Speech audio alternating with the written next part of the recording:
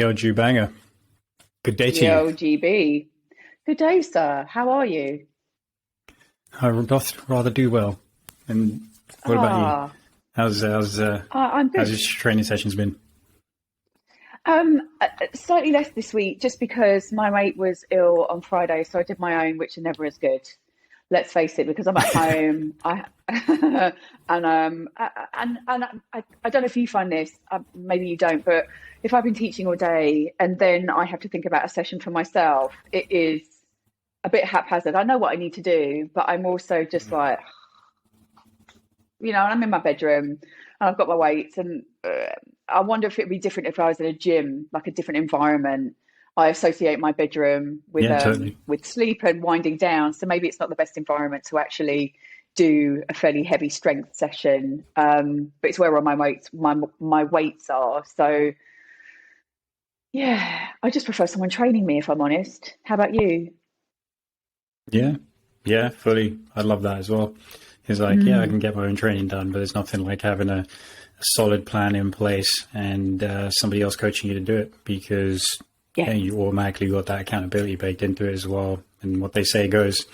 So I love that. Hmm. I love that feeling as well of just being pushed to a level which you wouldn't otherwise be able to. And it's just essentially is having one other person essentially is creating a little bit of a community. So that when you're working together with people, there's a social aspect to it as well. You want to do better. You don't want to let somebody down. It's just like Yeah. this automatic kind of thing. So yeah, there's a lot to it. I definitely prefer it compared to Mm, training on my own as well. And even if you are like the person who is leading the training, as a mm, coach or as a trainer, and people are looking up to you for it, it makes a difference as well. I feel like that's you raise your game. I feel like I raise my game because especially if I've got other people looking up to me, to bring it. yeah. I'm like, all right, I'm bringing it. I'm raising my game, and I feel like being that person helps me be better.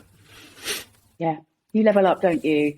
Whether you're the coach Yeah, or the person being trained, it's just it is a leveling up. Sorry. And what I really like about training with someone else is, like you say, it keeps you accountable, but it also you just get pushed that little bit more.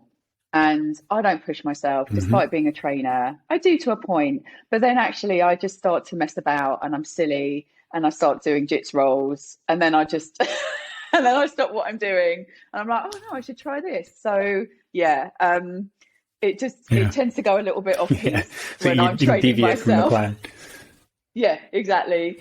Um, so I like the structure of having someone train me, and she's written down a plan. She knows what we're doing for that day. She's like, right, we're training legs, but we're going to be doing glutes and hamstrings, or we're going to be doing this, and it's like, but also having someone look at your form, and she's like, no, no, put your foot there, slow it down, don't put your hips there, and it's all the stuff that hmm yes, I think I'm in place when I'm doing it myself, but even as trainers, we don't know whether we've got that alignment and that positioning and that posture as we move into whatever it is that we're doing. So it's I just really enjoy it. And I like that it's the community thing as well. For me as well, it's also whether I'm teaching or whether I'm being trained. Again, it's a bit it is and it isn't, but it's like a performance. So I up my game as well. It's a bit of leveling up Yep. in that way. Because you're in front of Yeah. someone. You don't want to do a bad job. So there is a hmm level of it being a bit like a performance as well for me. Yeah. Yeah. Completely. Yeah, I feel that as well. It's like, Mm. yeah, you're putting yourself out there. It's like, all right, I better Yeah, put the best version of myself out there. yes, exactly. Um, and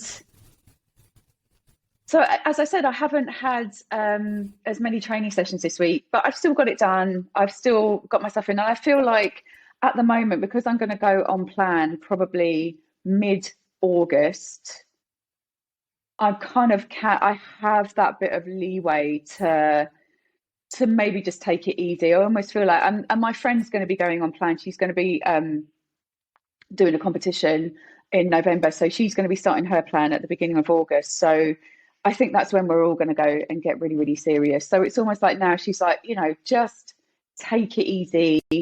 don't worry, eat a bit more. Like, you've got time, and then we're going to start. Well, me mid-August, her before, Mhm. and then yeah, shit gets real. So, yes. Yeah, And it's then gonna be we'll see fun what though. happens. It's gonna be an Yeah, interesting it's going to journey. be fun. It is going to be Yeah, interesting, and I yeah, think it is. It's not going to come without struggle, and it's not going to come without all the stuff that you go through to get to that end goal, that end performance, that end point.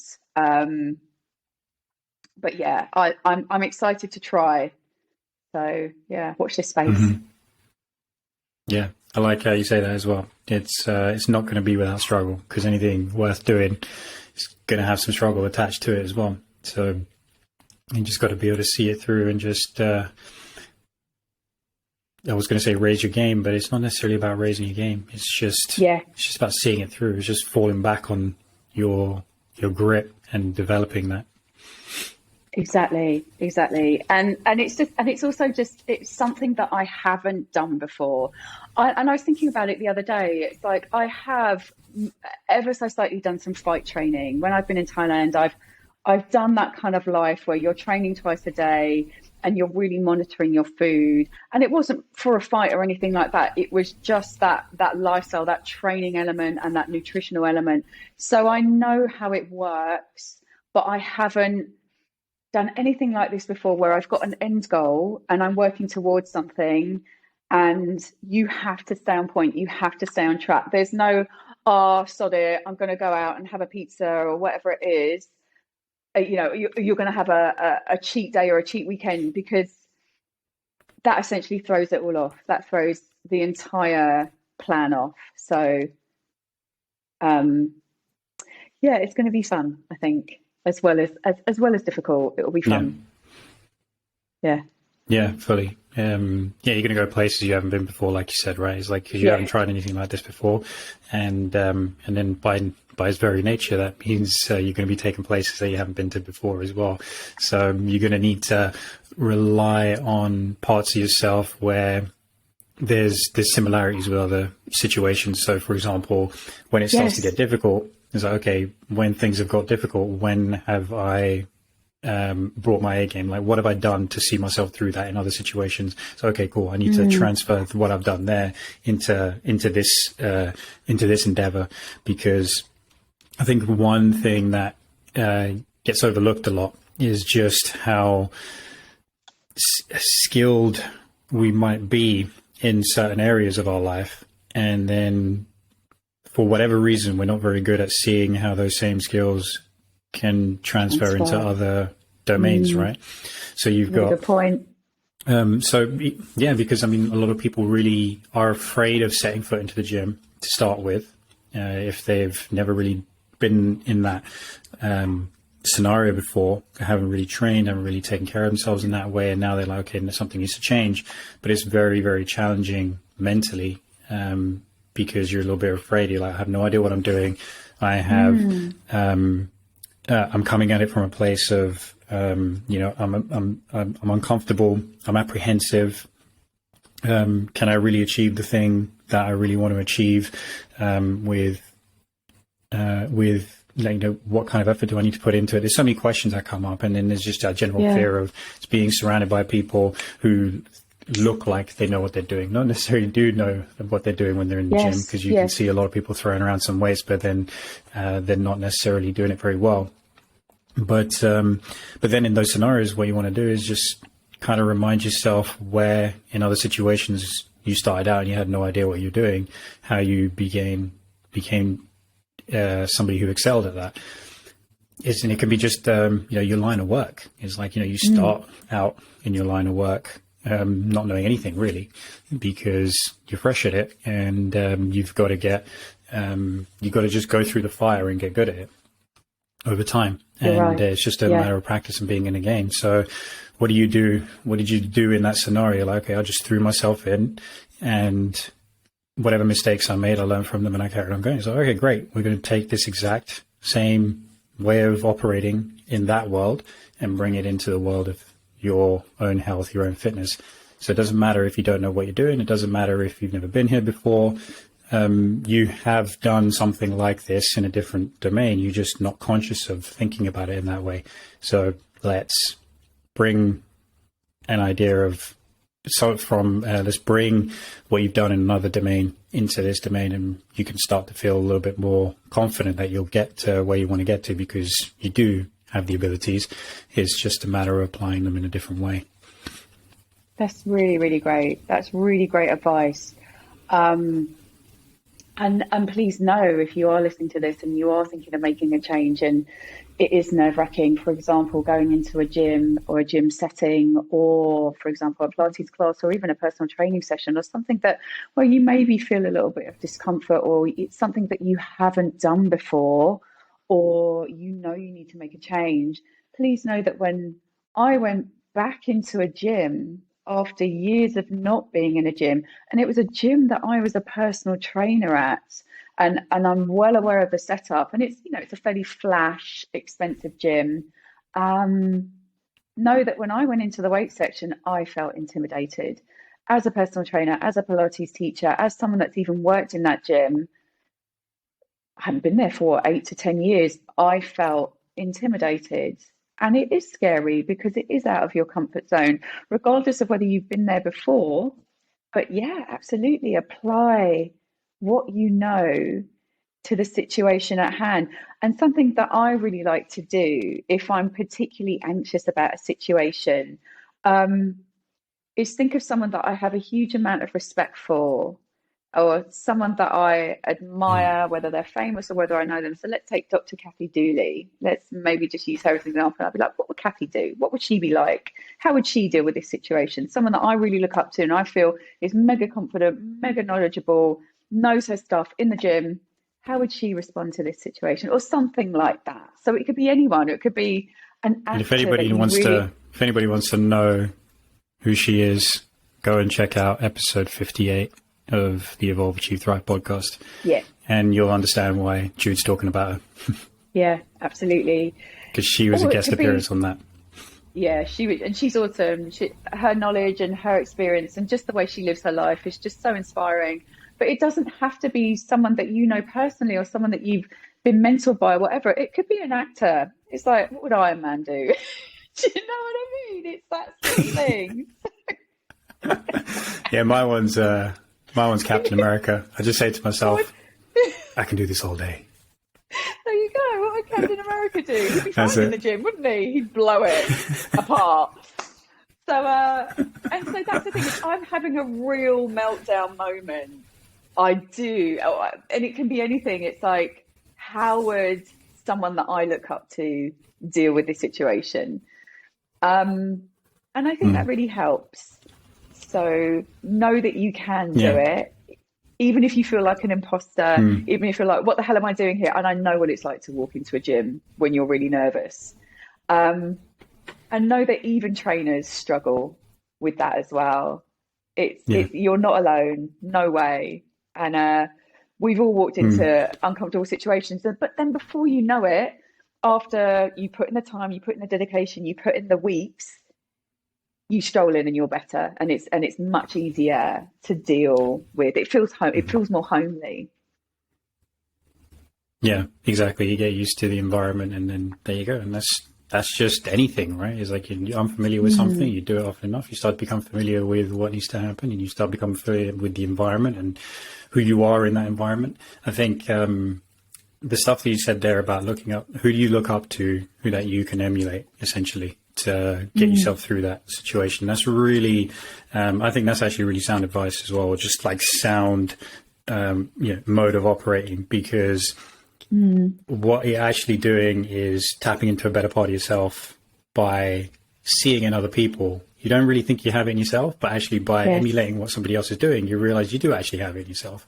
That's very cool. Yes. That's, so it is very cool, right? Where you've got, you're inspired by someone. And so let's just say, okay, so I'm inspired by Tom Cruise. We've talked about this many times before. Yes, right? I know. So because of his level of commitment to it's not just level, it's relentless commitment to his craft and to his art and the way that he wants to live his life, all that kind of stuff.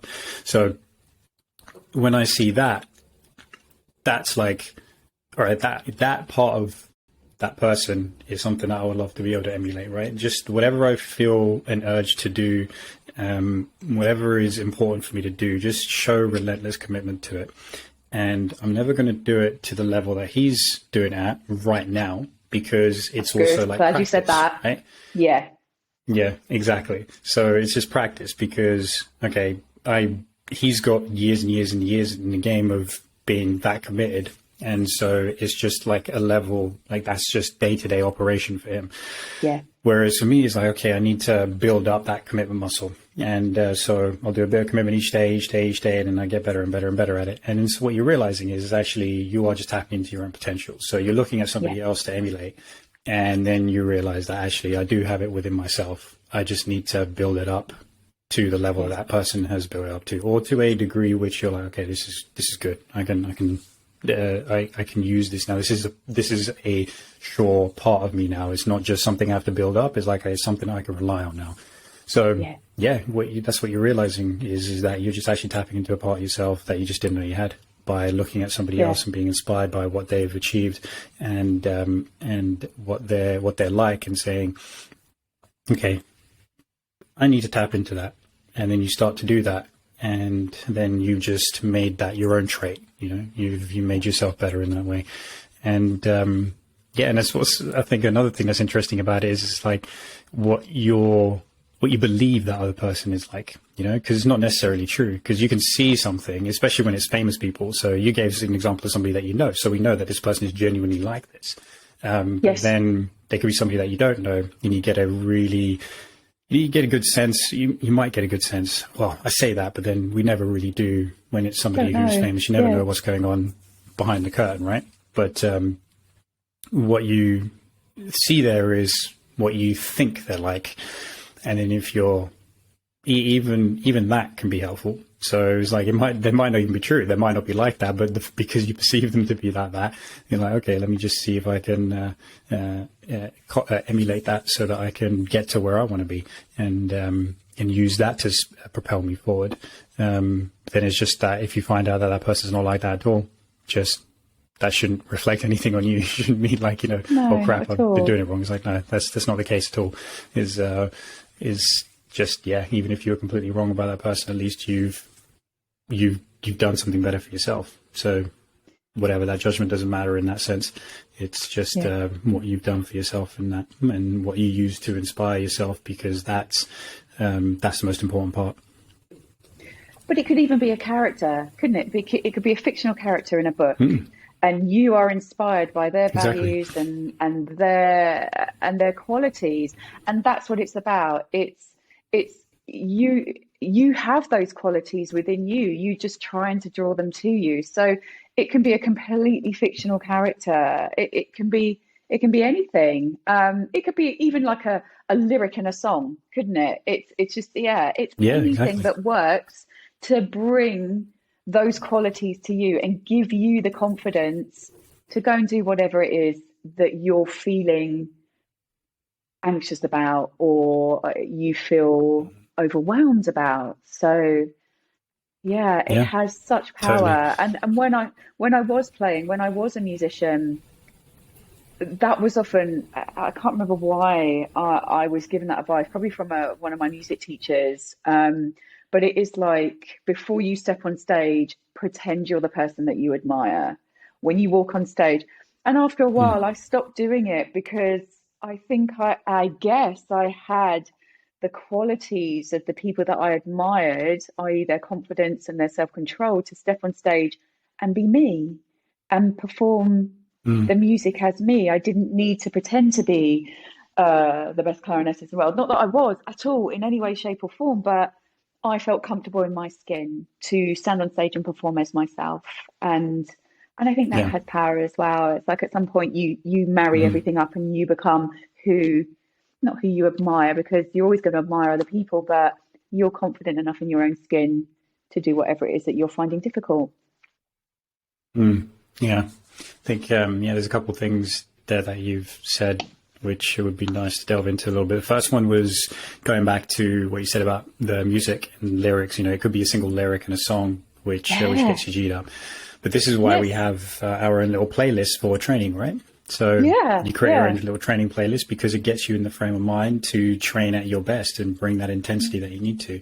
But you can have that for lots of different things. So you can literally have a playlist for appreciating life, basically, just something that brings out gratitude. You can have a playlist which gets you in the right frame of mind to study, or right frame of mind to, like I was talking about, commitment is like frame of mind to get me committed to actually doing the act. So that thing which gives me a little extra alertness, a little extra buzz, a little extra motivation to propel myself forward and do the thing that I need to do. So yeah, you can have all those different playlists, and also, you know, a playlist which is something that taps into your highest version of yourself. You know, you can have a bunch of songs on there which help you level up, which help you bring you to the best version of yourself. And so yeah, you've got lots of different ways that you can make that happen. I think that's a really, really good way of doing it, is having music, because music is one of those things where, you know, it's one of those things I want to understand more and more and more about. Like, you know, what is it about music that is speaking to us in such a way, or like not just speaking to us, but helping us express ourselves to the best of our capabilities? Or, you know, it's got something about it. It's a quality to it which you could never capture in words, but it helps you feel like 1,000 things in ways which words don't quite do the same thing. And it's not even words. So, like, you know, we talk about language being the pinnacle of our ability to communicate, but we can communicate through music, and we've probably been doing music more than we've been doing language. Yeah, that's it. And like, we've probably been doing music longer, I think, than we have been using language for as well. So we've got so there's more that's communicated in music potentially than there is through language. So yeah, so it's just fascinating. So you can use that, you know, you can use that as a way of getting yourself to your higher self. And then what you said there about the go on stage and pretend you're the person who you admire, that's I would take, like, kind of based on the things I don't know. I'm not saying that's not good advice. I'm just saying I think maybe the way that I would take it is before that is just get everybody to tap into their own version of their best selves. Like, okay, so who are you when you are at your best? And then that helps you raise your frequency. So, because I think there's an element of it which is, okay, I know that's me and that's within me. I don't have to try and pretend to be somebody else. I can just be me and just be a better version of me. And I think there's more confidence in that, right? So rather than pretend to be something else, you're actually being yourself and being the best version of that. So there's what we talked about earlier, which is emulating what qualities somebody has to help you bring yourself up to a level, or using those qualities, or like helping you develop your own qualities. And then there's the exercise of figuring out who you are at your best, all the traits that you have, the level that you operate at, and then bringing that to the show. I think there's more. Maybe there's more of a. I think you can get more a better connection to. I agree. To the performance and to the level of performance you need to pull out than if you're pretending to be somebody else. And yeah, I guess it's like you mentioned imposter syndrome earlier as well. I think maybe there's less of that going on, because then you're like, oh no, wait, I'm not trying to be somebody else. I am me, and this is the best version of me. So there's no need for an imposter to be kicking in. Yeah, I definitely agree with that. I think there's a few things that I'll unpack with that. So I think when you're about to, with performing in particular, and when you're walking on a stage and doing something particularly difficult and you're struggling, you're about to fall apart, I don't think there's anything wrong with emulating someone else. Exactly. But on the flip side of that, it's like, and what you were saying about what is it about music that it makes us do whatever it is that we're about to do? Well, music is expression. right? At its essence, what you're listening to is a form of expression.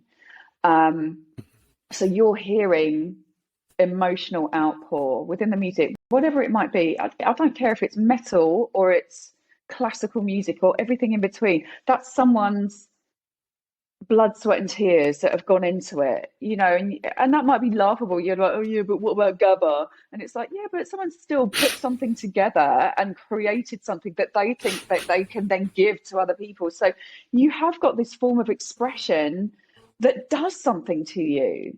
Do you know what I mean? And then you've got people playing it. So you've got someone in a studio like putting it all together, and that form of expression is then given to you. So it does something to you. It's a language, right? So tracking back, it's like, okay, yes, to get on stage without falling apart, sometimes I needed to be someone else. But then once you're on stage and you're there and you're in it, you've got to relay that form of expression. It's got to be about you, because sometimes it might not be, because you've heard it and you play it or whatever. But for me, it was about relaying music in my expression. So it was almost like my mum always said to me, it's like that was the way that I got my emotions out. I wasn't very good at communicating. I'm still not good at communicating, but do you know what I mean? It was like that was how I got emotional outpour out. It's like I was so expressive in my music, and that was the way that I expressed myself in general. So she was really sad that when I gave it up, it's like, how are you going to express yourself? How are you going to get your emotions out? And it's like, I don't know, we'll work it out. But I think when you're doing something where you have to perform like that, it is about emotional expression. You are trying to bring something of yourself, of the piece, to an audience. So I guess they're my points, is that music is expression, and that's why it gets us so riled up, unlike language. But then if you're listening to something, whether it's a film or whether it's a play or whatever, and someone is doing a speech and it's so powerful, I think that can have the same thing. But another thing I was thinking, as you were talking about that, is that visual gives that to some people. You know how some people, when they have a goal, say they want to buy a house, they might have a picture of some random house, it doesn't really matter, but that's what drives them forward. They look at that picture and it's like, yes, that's why I'm doing everything that I'm doing, that's why I'm saving all this money and I'm doing everything, and they keep looking at that house. So there's almost like there's visual, there's vocal, there's music, whatever it is that gets you to head towards your goal, I think. Yeah, it's beautiful. His music is expression, and we can use all our senses in it in terms of getting us where we want to be. So the act of visualizing something, like, okay, if we get mechanistic about it, so you look at something in the world, like physically, you're actually looking at something, you're lighting up a part of the visual cortex, and you are translating that into, whatever your brain thinks that is, basically. And similarly, when you're going through imagination, you're visualizing something, you start to visualize a thing, and the more clearly you visualize it, the more strong that activation of the visual cortex is. So even though you haven't actually taken in information, you still get activation of that part of your brain, and then relays it to the rest of your brain. So by having that visual, so you're looking at physically something, okay, here's the ideal house that I want to own, but then also locking that into your mind and then continually visualizing the thing that you want as if it's already happened. Yes, is extremely powerful and gets you to that place with a lot more you have a lot more clarity, which allows you to act more in line with that goal as well. So it helps you get there quicker, essentially. So then, and then there's everything else that comes with that. So, some people might be visual, then you can do things like kinesthetically, like feeling yourself in that place as well. So you have your house, it's okay, well, there's the visual, maybe that's not enough. Now imagine yourself walking through that house, right? So you close your eyes and you actually feel yourself walking through something, and then you're going to activate those parts of your motor cortex, and which are going to allow you to experience it as if you're actually doing it. And then sounds that living in that house is like. Do you have a fireplace? Can you hear the fire going off? And are they like, is it a pretty quiet area and you just hear nature and you just hear the wind blowing through the trees, that kind of thing. And then you really pay attention to that kind of thing. So you're getting that kinesthetic awareness, you're getting the auditory, you're getting that visual, and the emotional is like, okay, imagine feeling what it's like living in your own place. It's like, okay, I feel accomplished. I feel content, and because it's my own now, and I feel proud because I own something. So all those things amalgamate and coalesce into a thing which makes it such a powerful image as if it's real, that it helps you. It propels you, again. I've said this several times now. It propels you forward. It like literally gives you the juice to go and achieve that. So talk about it with clients quite regularly, and especially with the last conversation, like the neurobiology of purpose, and then I talked about it with clients in terms of so in our group coaching call, I talked about it in terms of how it relates to your own health and fitness goal, because you can have a health and fitness goal, and for a lot of people, it's difficult to introduce these new habits and changes that you got to have to make in your day-to-day life to go and achieve that goal. But it's not just about achieving that goal. It's how does it tie in with your whole life? Like, what does it mean for your whole life to get into the shape you want to get into, have that confidence in your body, get out of pain, and move freely? So, okay, well, it means that in 10, 20, 30, 40, 50 years' time, when I'm 40, 50, 60, 70, whatever, I'm actually able to move. I can play with my kids and my grandkids. I can be there for them without feeling like I'm a broken mess. And not like, if we're going to go road tripping, I can't be not going. I want them to experience life, for example. So when you tie it to that, there's, again, propels you forward, because you've got a lot more juice in the tank. You're not just thinking, I need to be in this shape because I'm going to look good. It's like, no, I'm going to be in this shape because of this, this, and this, and which is in the grander scheme of how you want your life to be. So do that. Always have that, because the moments where you don't want to do the thing, you don't want to train, you don't want to eat right, all that kind of baggage comes back, and you just feel like it's not a worthy pursuit, then you remember, actually it ties into a much, much bigger ideal than just the goal that I've got in front of me. So then you reinvigorate yourself, and you get your kick to keep going. So you've blunted the demotivation, and you've given yourself some extra juice. So you're making that trajectory a bit more upward curved. Yeah, I love that. I love all of that. And something that I've been thinking about this week is like, why do I live my life as I am? Why do I put so much into my health and wellness, my mind? Why is it? Why am I not enjoying life? People maybe might see the way I live my life as slightly boring and very controlled, because I'm very mindful about how much I put in my body, what I put in my body, how I train. Everything's very controlled and tracked, right? And I was thinking about it, and I was like, why do we work? Why do we pursue work goals or whatever? And the essence of it is so we can build some stability financially and within a home, so that we're basically preparing for older life. Do you know what I mean? So we have these work goals and these ambitions in our other areas of our life, where I want to do that because it's going to be good for my work, because it's going to propel me forward, because it's going to get me money, and then I might be able to buy a house, and then I might be able to retire when I'm 57. I don't know, whatever it is. And it's like, okay, well, let's look at that in terms of health and wellness. I'm investing in my health and wellness, and I'm not drinking alcohol, and I'm really looking at my food, and I'm doing all this strength training, and I'm really thinking about my mind, and I have therapy, and I gratitude journal, and I journal, and I do all this stuff, and I think about self-care, which we'll come to, because I'm investing in my future, so that when I'm 60, I'm still around for my little boy, and he's not having to take care of me. And I'm as strong then as I am now. And I look at as good And as you I won't be do. little anymore.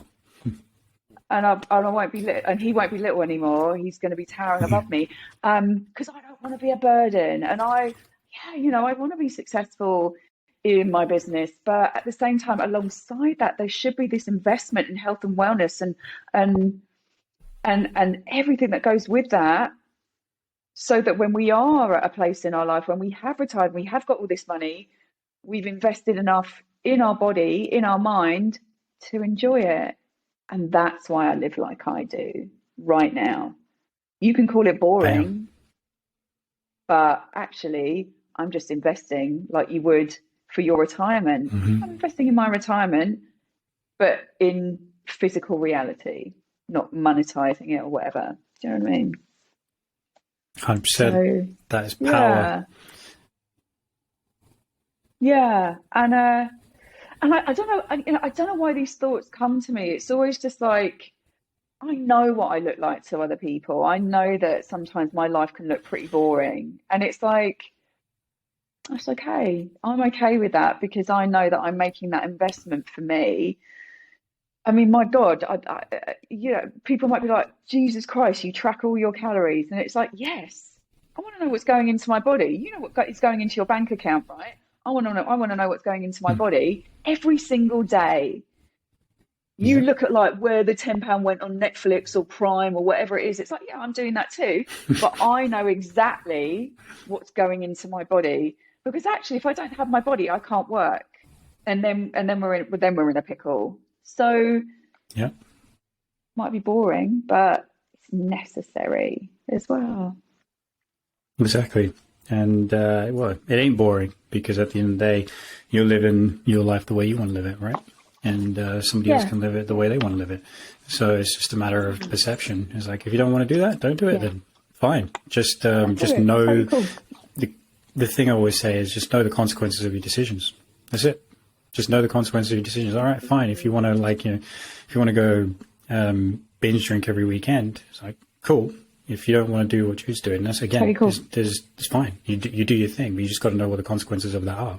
It's like, yeah, sure, okay, maybe falling apart at 30, 35 instead of feeling great and feeling like you're younger than you ever feel, So, which is, again, if just make those decisions, but know full well where it can lead you, and understand what it is that you might be missing out on potentially. Is always make the opportunity cost. Is like, what is it that I'm losing out by being in this journey in this way, and what is it that I'm gaining from doing things this way? So if the gain outweighs the cost, then don't even care. Like, don't even care what somebody else might say to you about how you're living your life.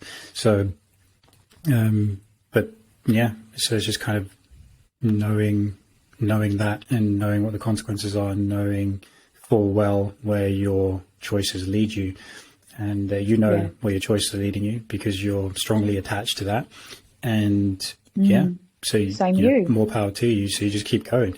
Yeah. And then, somebody else, but this is the thing, is like, I guess one of the, like, going back to you giving up alcohol and just using that as like an example, is you were drinking, but you didn't really know where it was leading you until one day you decided to really look into it, and you realize this is where it's leading me. And I don't like that future, so I'm going to change it. And that's big, because that's what is happening that's what's happening with a lot of people, where you're doing the action repeatedly, but you don't really know where it's leading you, and you don't really understand whether it's good for you, whether it's bad for you, and like net on the grand scheme of things, because it can be good for you in the moment, because let's say with alcohol, you have a great time with your friends, correct, pay the price a little bit the next day, but then do that repeatedly over a long enough timeline is like, what is that? What is that doing for you?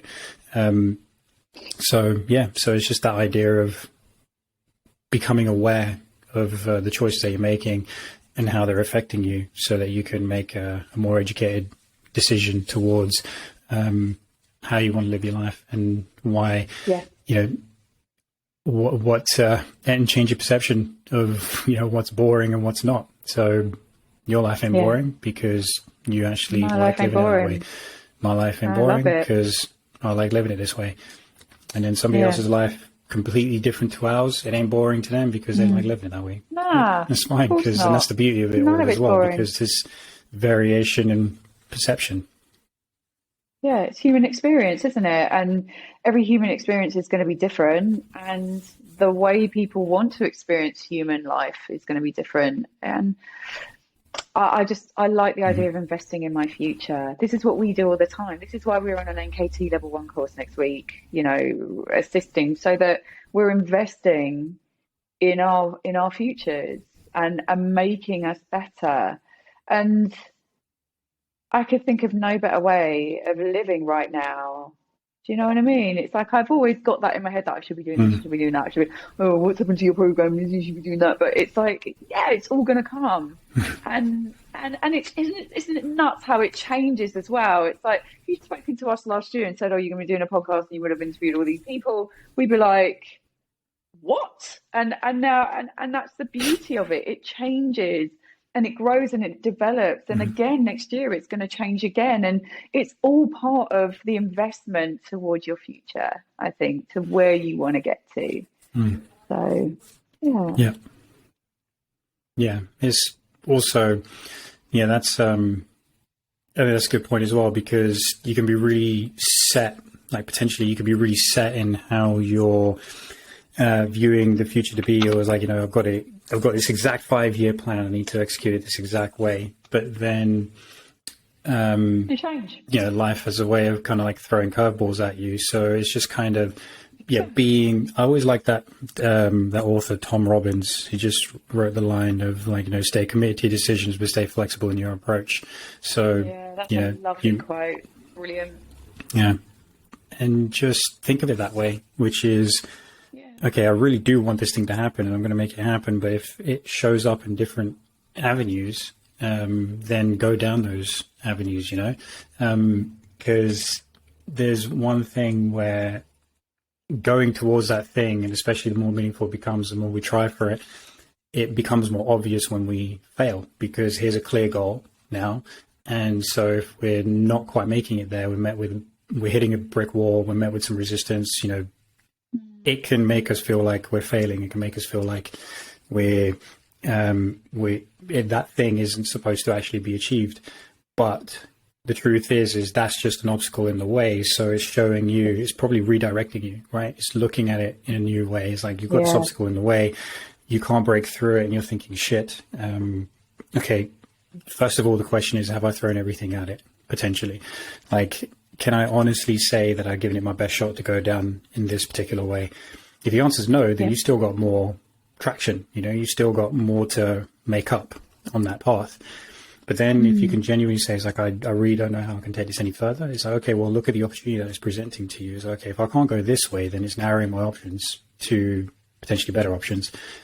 I've got another avenue that I need to go down here. And you kind of look at, you can just zoom out and you look at how it's changing your, you zoom out and you look at where things have not worked out, and just kind of look at the opposite and go, okay, well, how could I make that work out? And then you start to go down that track. So it's just, again, it's presenting a new possibility to you. And then you go down that track and you get a little bit closer towards your goal again. You're like, okay, right, I'm getting there. And then you might hit another block. You might fail in another way, and it's just further down the line. So you failed another way, it's just further down the line. And now you've got to look at another way of getting there. So you keep refining, or you just keep shifting and taking a slight tangent, but you're moving in that direction generally. So I think that's that's a really useful way of looking at it, because we can kind of get really bogged down and read down in the dumps about the idea that we're failing at something, or we're not getting the thing that we want so badly to happen. But it's just presenting an opportunity to look in a different way. And that capacity to just zoom out, that ability to just look at things from a bird's eye view, rather than just being in it all the time, because that way you can't really see the opportunities but you have to be able to zoom out. And this is where having other people look out for you is a really, really good solution to that.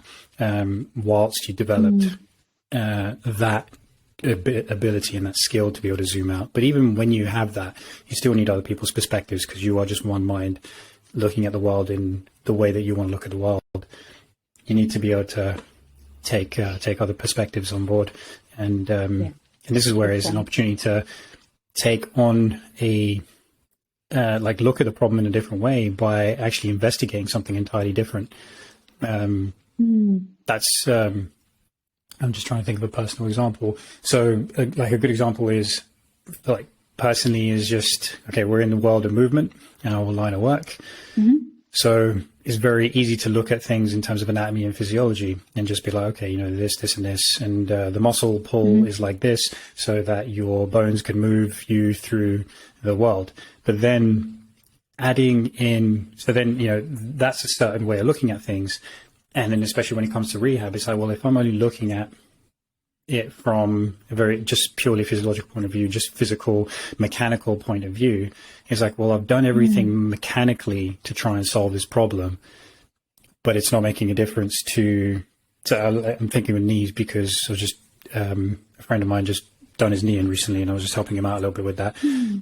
And so, like, that person is like, you're looking at the problem mechanically, and there's an injury here, but mechanically, when it recovers, you're thinking to yourself, okay, well, when the injury has recovered, physically it's fine again, I should go back to being able to do everything that I want to do.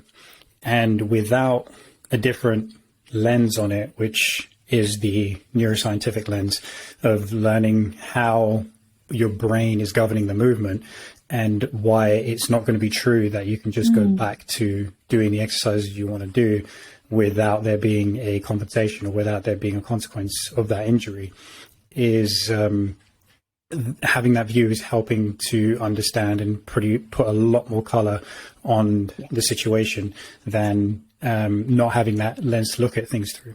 So, I could be hitting a wall potentially by just approaching everything mechanically and being like, okay, just wait for it to heal, take care of the inflammation by doing this, and this, and then that will help. And then you go back to it as, actually, my knee still feels weak. I can't do this. I can't do that. I can't do jiu-jitsu. I'm not confident, like, loading the knee up. It's like, well, everything feels like, mechanically is better. So why ain't it working?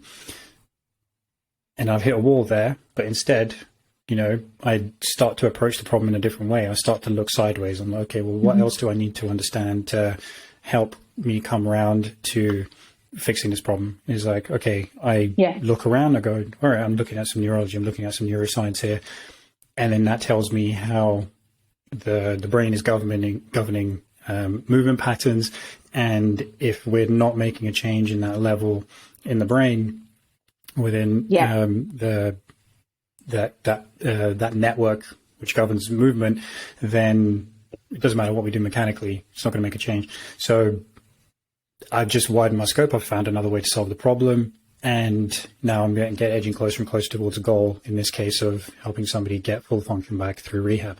So that's a clear example of how you need to be able to look at things from a broader perspective, be able to zoom out, and then start to move sideways into different domains, different topics, different subject areas to help you come around and converge back onto the problem and be able to approach it with more knowledge and more ability. And so I think that's always a really important thing to be able to do, is just because you're trying to get somewhere and you're not really getting there doesn't mean that you're not supposed to have that goal. You're not supposed to have that thing. You just need to approach it and be open to the idea that you've got to approach it from different angles. Yeah, that was so cool. That was really cool. What a great example of using rehab and just branching out and looking at other stuff like the brain, which I've said that I think about 3 podcasts, but it is the control center of our entire body. And if we're not addressing that, if we're not looking at that, then potentially someone isn't going to go get better, because everything's connected. Everything stems from and comes back to the brain. And it's not just the movement parts of the brain that are affected. It's going to be the entire network of the brain, when there's an injury, there's so much behind that. There's emotion and there's memory and there's fault patterns, and everything has to be Exactly. addressed in that. And then we have to change those neuroconnections or neuroconnectors to rewire and give us something different. So I think if we track back to what this conversation is about, it's like learn from failure. You're going to have to create something new. You're going to have to find a slightly different path. You're going to be redirected. And that's okay, because it's going to make you stronger in a way. Like if we then like bring it back into the lens of rehab, once you get an injury and you start to rehab and you look at everything that you've just talked about within the neuroscience, within the neurobiology, the neuroanatomy, the anatomy and the physiology, if you actually start to like investigate and really start to zoom in and then zoom back out, you're going to become stronger because of it. So you could address that in life as well and actually look at how you might think that you failed, but no, failure often is just redirection. It's like working around a problem. Okay, Yes. we can't do it this way.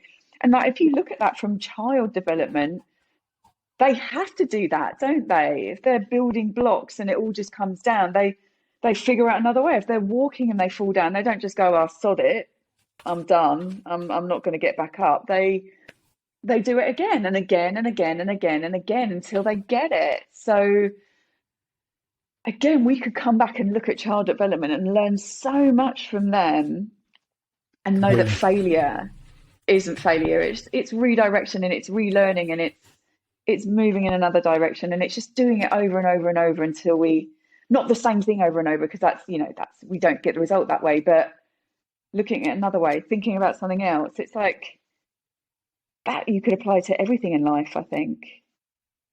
100%. Smashed it there. That was fire. It's true. Thanks. You want to look at like actually the things you brought up there were really important as well, because there's the mechanical aspect of, like, again, using the injury recovery as an example, but then there's the neuroscience of movement and how that affects things. But then you're absolutely right, how you think about the injury that you sustained, how the emotions that are attached to it, all of that comes into it too, because if you're angry, it's going to make your recovery a lot harder to come by. If the way you think about injury is bringing on a ton of anxiety, that's going to make your recovery a lot harder to come by. And when we had Jake, the chiropractor, Jake Cook, on episode 40, and we basically, he's a functional neurology specialist, so he's got a lot of valuable insight into how to recover from pain and like just generally how the nervous system is functioning as well. And he just gave a good example of two people who might have been playing. Two dudes might have been playing. One of them kind of like runs into a tree and then just hurts his shoulder or something. I can't remember the exact example, but it's something like that. And one person might look at that as something that was catastrophic. Another person was looking at it as, oh, no, it was a bit of play and I messed up, and just kind of laughs it off. Yeah. And that person's recovery chances are much greater than the person who's like, oh my God, it was catastrophic and I messed up. So yeah, exactly. All of that plays into it, and that's huge. And I love the stuff that you mentioned about kids as well, because it's exactly true. It's amazing how something that isn't like this creature that isn't fully formed, can't even communicate with us in like language, is so almost like it's primitive. It has what's the word? It's like, in a lot of ways seems like it's very helpless, but there's so much that it teaches us as people. Like the idea of like a child learning to walk is about persistence. It's about making mistakes over and over and over again, learning from them continuously, and just keep going, and then keep going and keep going, keep going until you perfect the art of walking in this sense. And what's interesting is like obviously kids is centers of the brain which are involved in decision making aren't they're obviously not mature. What's interesting is if that matured before they needed to develop the skills to do anything, they wouldn't do it. They wouldn't develop those skills, right? They would actually be like, oh no, you know what? That's way hard. Like, I'm not going to bother learning how to walk. So you wouldn't just do it. We would just have all these people lying. It'd be like, do you remember that film? Like in Wall-E. Yeah, do you remember? I was just going to say, do you remember that film Wall-E? That's ridiculous. It's exactly that. It's exactly that. It's just like people just scooting around with a screen in front of them, and it's like, they don't even know what's going on around the world. Yeah. Oh, it's a mess. That's a messy future, and that could be in our future if we don't change it, ladies and gentlemen. That's what we're here to do. We're here to change it. So we are. Yeah, it was, and that's what it is. So literally, it's so that, it's in a way, it's like evolutionarily speaking as well. There's a reason. It's almost like there's a reason that it happens that way around. Because if it was the other way around, we just wouldn't bother maturing, essentially. No. So that's why it makes it harder for us as adults as well, because it's like, we can use that example, but also the flip side of it is the downside is like, well, we have autonomy over our decision making, so we can decide not to do the thing that's hard. And again, makes logical sense, but in the grand scheme of things, it's actually not that logical, because you have to do the hard thing to be able to get to where you want to be. So, but that thing about kids is just it's such a like I love watching kids do that, just learning to walk, like literally taking making 1,000 mistakes and getting better each time, and then doing it with a smile on their face as well. They're just reaching for something and trying to get up towards the thing, and they're really, really excited about what they're about to achieve. And then they screw it up, and then they fall down, and then there might be some tears just to, because they might have hurt themselves a little bit. But then agitation, exactly. And then it's like, oh, it's over really quickly, and then they do it again, and then do it again, and then they do it again. And that kind of, so it's like, it's an innocence, but it's, there's so much to learn from that, which is basically treating the making of mistakes as play, and just run with that. It's not the end of the world. That mistake that has been made is just basically helping you refine. So when a kid is doing it, when a child is learning how to walk, every time they make a mistake and fall over, their brain has registered that that's not the way to do the rep. And then they'll do it slightly better next time. They'll get another step out of it, and then they'll fall over again. It's okay, cool, I did that better. But what was the thing that I messed up that time? I'm not going to do that again. I'm going to do it, and I'm going to try and correct that and carry on correcting it. Obviously, this is all going on at a subconscious level.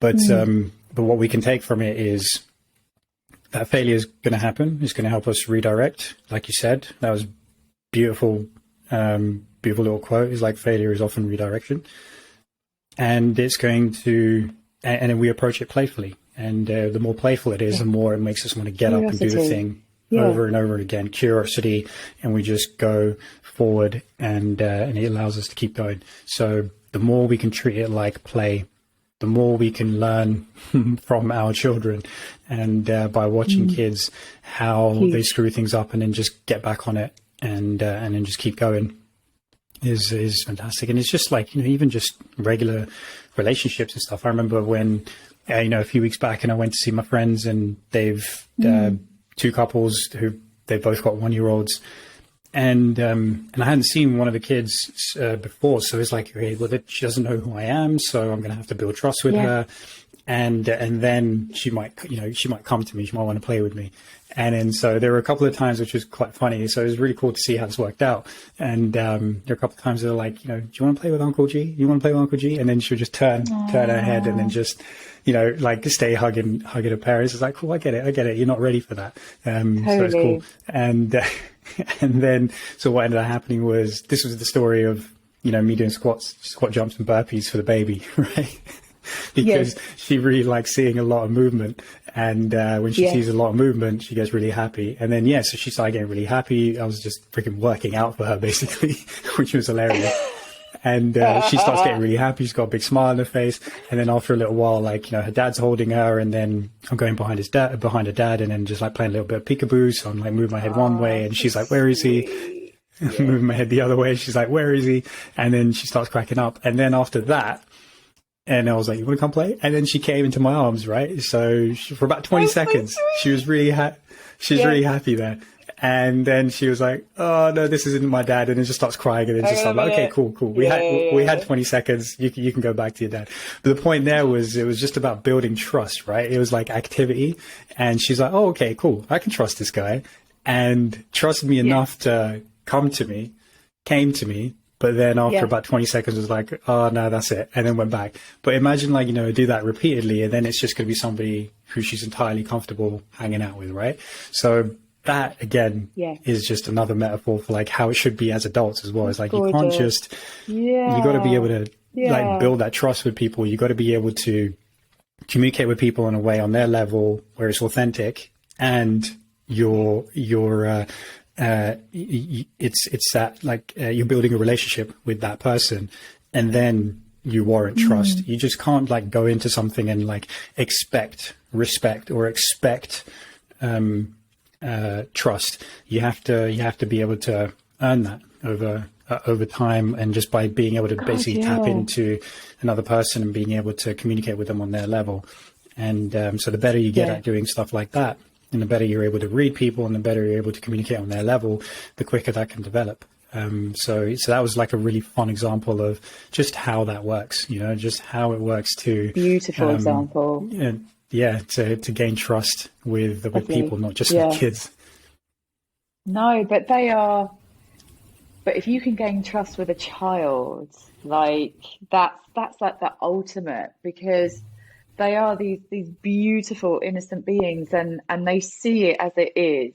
Do you know what I mean? And it's just, if you can build trust with a child, that is like the most amazing thing. And I love that. It's like, you could building trust with an adult. It has to be all of those things. And it is important. And I think what I was thinking is like, maybe I'm probably a little bit too trusting of people. And that then brings us into the space of boundaries and things like that. And you're right. People should earn your trust, and they should earn your respect and a space in your life in that way. So I think it works on the reverse as well. It's that try not to be too trusting, which is something of my personality. Is like I can be too trusting, and I don't know where to go with that other than that, it's like maybe I should be a bit more like a baby and be like, okay, you need to earn my trust. Like, just do some burpees for me, and I'm probably good. Exactly. That should be, that should be down, up. Yeah, you know what? That's a trust test right there. Like, you wouldn't do burpees for me. And we're like, what? It's like, get the fuck out. You ain't doing burpees for me. You ain't worthy of my time. Because it's a hard activity, right? So if you said to somebody, even just 5 minutes of burpees, if you just said to them, it's like, I need you to do 5 minutes of burpees for me to earn my trust, they'll be like, no, I'd rather not. And you know if that person's worth having around. Then that they are wanting to be in your life. Then if you're like, oh no, this is the part of it. You need to get down and do burpees for me, and then I'll trust you, and then you can have a space in my life. Oh my God, gee, you have just given me like the best thing. It's like if I meet anyone new, it's like if you want to be my mate, you've got to get down and do some burpees. What's a burpee? Oh, okay. Yeah. Next. Brilliant. I love it. Jog on. Can't do a burpee? It's okay, I can help you do the burpee. You've got to be willing to do the burpee. So yeah, that's it. Yeah, I call it the TT. Brilliant. The trust test. I love it. The BTT. That's great. The burpee trust test. What have you just acronyms now, for God's sake? Yeah, you heard it here first, people. I think you should go out and actually try it as well. Yeah, that's it. I think you should. Okay. Not just you, I'm talking about everybody who's listening. Okay. Yeah. Everybody who's listening. That's it. Go and approach your friends and hit them with the BTT, the burpee trust test. It's like, I love it. Can you do some burpees for me? And if they're like, nah, are you willing? Like, our relationship depends on it. And if they still say, nah, you just cross them off the list. They're done. You're through with them. Well then, banger, you know what you're doing next week then?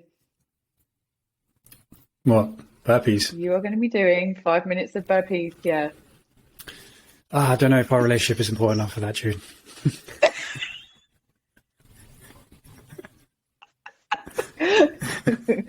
Jude hangs up, leaves studio. Yeah. Yeah, exactly. We're out. Blocked We're done. number. Nah. No. Oh dear. We'll both be doing burpees together at the same time. BTT. Yeah. It's like, yeah, that's an Brilliant. interesting one. So we do it together is like, I trust you, you trust me. And then like, so that means neither one of us is going to want to give up first as well. It's like, no, I've got more We're doing to it offer in this forever. relationship. Yeah, we're just doing it forever. It'll be haggard by the end of that course. And yeah, our course instructor Simon would be like, guys, I need your assistance. And we're like, Si, we're not here for that now. Could you get up and come and help us? Yeah. This is about burpees and trust now. Like, okay, I can't help you with the NKT testing. We got Can't help the people. still gone. Yeah. We need to carry on burping. She'll be like, guys, can you go home now? And we'll be like, no, we're not done. Yeah. Still got to do burpees. Yeah. We just burpee our way home. Get out of my fucking house. Yeah. No. So that turns into a worm then, doesn't it? If you're doing a moving burpee. What to get out of our house and just do it on the road. Yeah. I can't do that. Do you know what? I always wanted to learn how to break dance. Let's do it. I think it's so cool. I want to learn how to break dance. I mean, I might break myself, but I just think it's such a cool thing. You know, like when they run up a wall and then they twizzle on their head and so cool. Yeah, I reckon well, you're going through the hench program right now. So, but like December comes around, you'll be a lot stronger as well. So then that'll probably be a good time to start doing the breakdancing because you'll be a lot more confident in your strength and then you just smash it out. Yeah, there you go. A little demo of what needs to be improved.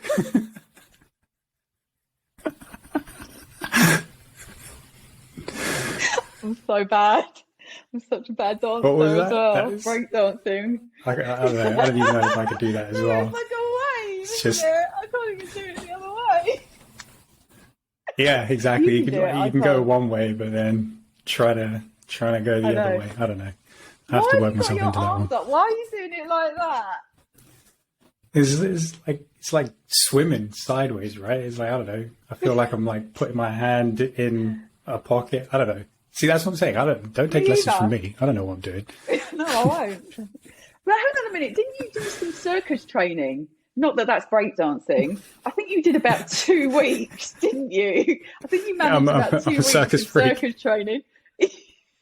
Circus training. No. It was, I How long just, did you do it for? yeah. For a second, I was like, "What did you just say?" And I remember now. No, there's the school of circus arts. I can't remember the exact name. They're in they're near Old Street. Yeah, it was like a 10 weeks. It was 10 weeks of like a couple hours on like a Tuesday night, and then gym. I don't even know what you call it. Yeah, oh crap! It's totally forgotten now.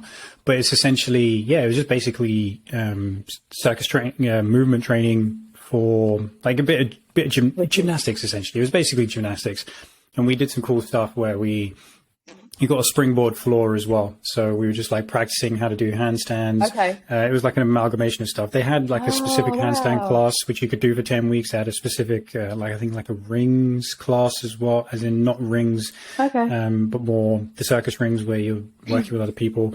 And then my one was just a bit more of a generalized one. So I spent a few weeks like working on being inverted, spend a few weeks like diving onto crash mats and stuff. And then, so that was a lot of fun. Okay. And I think I did about 7 of the 10 weeks because, it was ridiculously fun. But I couldn't finish it off because I ended up, that was also at the same time when we were going wrestling. And then one of the sessions, I put my back out for a few weeks. And then, so I couldn't do the remainder of the classes. That's right. But that kind of stuff was fun. And, I didn't have like the greatest time with the teacher who was teaching it. I just Yeah, I just didn't resonate with them. But so that also made it like, oh, I don't feel as inclined to come back to it. But it was, but yeah, that's it's really fun. interesting. That's mega interesting, because that's everything. If you don't resonate with whoever's teaching you something, that's massive. And actually, that can make or break whether you're going to continue with something along the path to your goal. So I think there's a real lesson in that. It's like, don't be afraid to change your coach, your teacher, whoever it is that's bringing you this information, but maybe pick someone that resonates with you as well. I know it's difficult in that instance because there's not many people that teach circus training, but that's a huge deal. It's like, you've got to pick the right person for the job, whatever it is. Go and see a bunch of people, decide. Exactly. Massive. Yeah, in that instance, it was a group class, and so it was a set 12 weeks as well, or 10 weeks or whatever it was. So it was just there. That was never going to change, and I wasn't going to find like a one-to-one coach to do it with. But yeah, the point remains. No. You got to be able to train with people you resonate with, because I mean, like jiu-jitsu is another good example of that as well. I've trained at several clubs, and you know, with a variety of teachers. And yeah, there's a certain way that I resonate with, and that makes all the difference whether you keep coming back or not. So you have to be able to, resonate with your coach. And you know, there's even specific research on suggesting that the most important thing in your coaching journey is the relationship you have with your coach as well. So it's not even necessarily about the program. It's more about who the coach is, the exercises, and the relationship you have with them. Their belief. Yeah, exactly. And their belief in you as well. Yeah, exactly. And then you, in turn, believing in them. So when you have that, then you're going to follow the process. You're going to do what you need to do. You're going to follow the program, and you're going to trust what the coach has to say, because that's the stuff that's going to make the difference and will allow you to change. Whereas if you don't trust what they have to say, then you're just not going to follow the program, essentially, and you're just going to fall by the wayside, and it's not going to work for you. So yeah, arguably, it's the most important thing. And I can test that just from that little example, in that just didn't really resonate with the teacher. So it's like, when I'm going back, I'm like, all right, well, I'm not going to learn the way I want to learn. I'm not going to learn certain things, but it was still fun. And I would, and it was just, exploration of your body and just doing lots of different things with your body. And that was cool. Yeah. Really cool. Made me think about authenticity. And I don't even think as a coach or whatever, it's necessarily that, but it's who you gel with as a person. Like what makes that, how do you resonate with someone? Like, what makes them resonate with you? And it's going to be different for everyone, isn't it? So I'm just thinking, for me, it would be someone that inspires me, but also has a sense of calm and kindness about them. I don't think I do well with people, I think we were talking about this last time, that are taskmasters, and are it just doesn't resonate with me and my body. So I think it is about your values, beliefs, like what you see in a person, and that's what you're going to resonate with as well. So I think as long as they're authentic, that's important. Yeah, big time. Yeah, that's authentic. Yeah, a lot of stuff, it just comes back to that as well, because you can just I don't know, you can sense bullshit. And I'm just trying to think, because you can, but I have to say, as a person, I'm quite gullible, and I think I need a better bullshit radar, if I'm honest. I'm a bit childlike in my demeanour, though, aren't I? And I'm a bit like, shit, I really need to get a better bullshit radar. Help me with that. Yeah. Carry on. Yeah. Okay. Let's see what we can do about that. Okay. Just first question to ask yourself: if somebody says something, you're like, "Is that true?" That's the first question to ask yourself. I don't know sometimes. If they're very good at blagging, I wouldn't know. That's the thing. So I guess it's like, how does it feel in your body? How does it make you? How does someone make you feel in your body? If something feels off or you feel uncomfortable, and this is this is what I've been doing a lot of recently. It's like, how does something sit with me and make me feel in my body? And I'm trying to make decisions from a more intuitive place. Do you know what I mean? It's like, how, and we talk about this, we've talked about it in the past. It's like, how does that make me feel? Does it, where is it sitting in my body? Does it make me feel anxious and tense? Does it, not in an excited way or a hopeful way, but in a, I'm not sure about this, or does it make me feel calm? How does this person make me feel? So I've been doing a lot of that recently and really trying to access, I don't know, stuff to make me make better decisions. Yeah, You know what I that's a mean? valuable practice. Yeah, I think the idea of, you've got to be able to sit with stuff and know how it makes you feel, because then you don't know which direction to take it in. It's a layered thing. I think I feel it is anyway, because you have to get through your own bullshit as well. Is an important part of that, because you can be, like, again, we say, emotions are essentially information.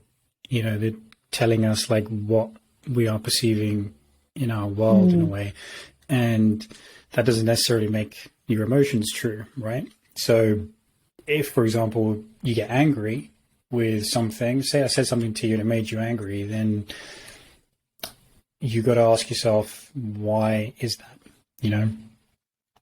And is it because what this person has said is true? If it's true, then why am I getting angry about it? Or because it's touched on something which is quite uncomfortable for me to address, et cetera, et cetera, et cetera. Then, because like the truth is like, it wouldn't have to make you feel angry if somebody said something to you and you just knew that it wasn't true. So even if they're talking shit, you just go, all right, fine. So if there's a way, you just kind of use that as information to delve deeper and then realize what's actually going on. So anger is just covering up insecurity potentially. So, and then that insecurity is stemming from, I don't know, whatever experiences that you've had, which have made you feel insecure, and a protective mechanism is maybe anger. So I always look at it as information, like, and then delving into that and then just figuring out what it actually means, because I like what you're doing there with sitting with it and trying to figure out how it feels to make a certain decision. And then it's just digging a little bit deeper than that as well. As, okay, if I make this decision, it makes me feel uncomfortable. Why does it feel uncomfortable? Is it because it's genuinely not a good choice for me to make? Or is it because it's making me confront something that I've been putting off confronting? And you have to get real honest with yourself. And then if it's the latter, is like, okay, well, that uncomfortable feeling is actually good for me. If it's the former, then you go, okay, great, I don't have to do this thing. Yeah, correct. And I think that would kind of move into something that I wanted to talk about self-care, and how I think this whole online portrayal of self-care is taking time for yourself, doing something nice for yourself. And it is 100%. It is, it's a thing that we talked about in our last conversation about the whole getting your oxygen mask before you get everyone else's. It is about looking after yourself, but it's so much more than bubble baths and facials and having a bit and having 5 minutes and having a cup of coffee in peace or whatever it is. It's so much more than that. I was really thinking about self-care this week, and yes, taking time out, absolutely, but also within what we've just been talking about, it's actually sitting with your feelings, with your thoughts, with your emotions, and sitting in them, whether they're positive or negative, good or bad, uncomfortable, they're making you feel a certain way. It's learning to sit in that discomfort and not distract. So that's self-care to me. It's not scrolling on social media for hours and hours, or texting people because you want to like forget about the stuff that you've got to think about, or something's making you feel uncomfortable, or something's making you sad, or you feel angry about something. It's like self-care to me is sitting in that feeling. And like you were just Mm. saying, like, why is that making me feel angry? Why is that making me feel sad? What is it that's happening? And allowing those feelings to wash over you rather than distracting, because that's essentially what addiction is, isn't it? You're distracting from something by drinking too much or whatever it is, and not sitting with whatever it is that's going on in your life. So what I've been doing this last week is just allowing the feelings to come and not pushing them away, sitting in them. Mm. And yeah, some of them aren't comfortable, and then writing about them, or actually just sitting and observing them, and not doing something to get out of it and seeing what comes up. And yeah, it might not make me feel better, but that is a form of self-care. Allowing stuff, allowing yourself to feel stuff is a form of self-care. Because I think we Mm. spend so much time dismissing and distracting from what really is going on. And I think that makes you better in your life, better as a person, so that you're able to be more present and take care of whoever's around you.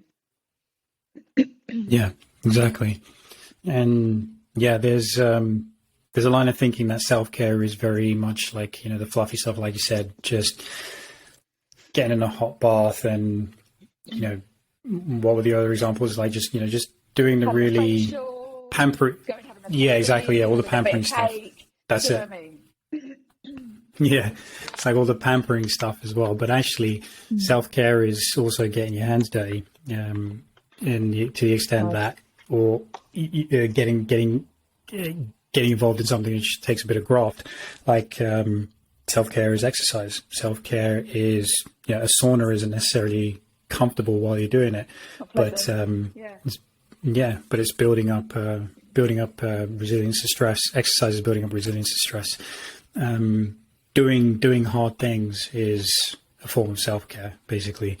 And so, yeah, it's like, do those things because those help build up your resilience, so that you don't have to feel like you need to completely switch off from the world and have those kinds of days where you must pamper yourself. So yeah, everything has its place, and it's just but I think here what we're talking about is remembering what definition of self-care is, and it's not just what's pushed out there of do this, do that to take care of yourself. Just take it easy, don't do anything difficult. No, it can be the other way around as well. It can be do exercise, 100%. it can do the hard thing. And like self-care isn't doing nothing. Self-care could be going for a hike in the woods. Do that kind of thing. Is like, that's not particularly easy, but that's way better for your well-being than if you do nothing. If you feel like you're just going to need to zone out and watch the TV. So just making sure that you're not confining yourself in your definition of what self-care is, and making sure that you're taking care of yourself in a variety of ways, so that you always have something to fall back on when if something else gets taken away from you.